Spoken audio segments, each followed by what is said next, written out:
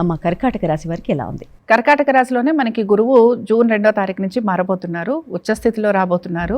సాధారణంగా ఉచ్చస్థితిలో వచ్చే గురువు వలన చాలా వరకు అనుకూలత ఉంటుందనే మనం చెప్పుకుంటూ ఉంటాం. కానీ కర్కాటక రాశిలో ప్రవేశించే గురుడి వల్ల కొన్ని చిన్న చిన్న ఇబ్బందులు కూడా కలుగుతూ ఉంటాయి.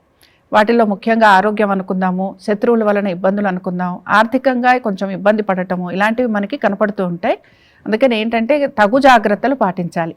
దీంతో పాటు మనకి అక్టోబర్ నుంచి, అంటే ఆల్మోస్ట్ మనం నవంబర్ తీసుకోవచ్చు, నవంబర్ 1వ వారం నుంచి జనవరి చివరి వరకు కూడా 2027 వరకు కూడా వీరికి ఇక్కడ మంచి పరిస్థితులు అనేవి కనపడుతున్నాయి. అంటే ఏంటంటే ఉద్యోగం కానీ, వ్యాపారం కానీ, లేకపోతే ఆర్థికంగా స్థిరత్వం గురించి ప్రయత్నం చేస్తుంటే అందులో కానీ, పాత బకాయిలు రుణాలు తీర్చాలంటే వాటిల్లో అనుకూలత, మాటకి గౌరవం పెరగటం, విలువ పెరగటం, ధనాదాయ మార్గాలు పెరగటము, కుటుంబ సభ్యులతోటి అనుకూలత ఉండటం, ఇలాంటివన్నీ విషయాలలో కూడా వీరికి బాగుంది. ఇక్కడ గమనించాల్సింది ఏంటంటే అక్టోబర్ నుంచి జనవరి వరకు కొత్త ప్రయోగాలు చేయొచ్చు. అలాగే మీరు అనుకుంటున్నట్టుగా అన్ని విషయాలలోనూ బాగుండబోతోంది.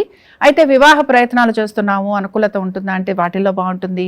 సంతానానికి సంబంధించి కూడా మంచి పురోగతి అనేది కనపడుతుంది. పరాభవనామ సంవత్సరంలో ఆదాయం 2 ఉన్నా, వ్యయం 11 ఉన్నా, రాజపూజ్యం 4 ఉన్నా, అవమానం 7 ఉన్నా కూడా గమనించాల్సింది ఏంటంటే వీటిని కొంచెం గమనించుకుంటూ, మనం ఇలా ఉంటే మనకి ఇబ్బంది కలుగుతుంది అనే ఆలోచన చేస్తూ కనుక వీరు ముందుకు వెళ్తే అక్టోబర్ నుంచి జనవరి వరకు సుఖంగా ఉండేందుకు అవకాశాలు ఎక్కువగా ఉంటాయి. ఉద్యోగాల్లో మార్పుల గురించి లేదా ఇతర వృత్తులు, ఐటీ రంగాల్లో ఉన్నారు, మార్కెటింగ్, మీడియా, ఇలా అనేక వృత్తులలో ఉన్నవారు ఎవరైతే ఉంటారో వీరికి కూడా కొంత చిన్న చిన్న ఇబ్బందులు అయితే కనపడుతూ ఉంటాయి. అంటే ప్రయత్నం ఎక్కువగా ఉంటుంది, మనకు వచ్చే రిజల్ట్స్ ఏవైతే ఉన్నాయో అవి మనకి కొంత తక్కువగా ఉంటూ ఉంటాయి.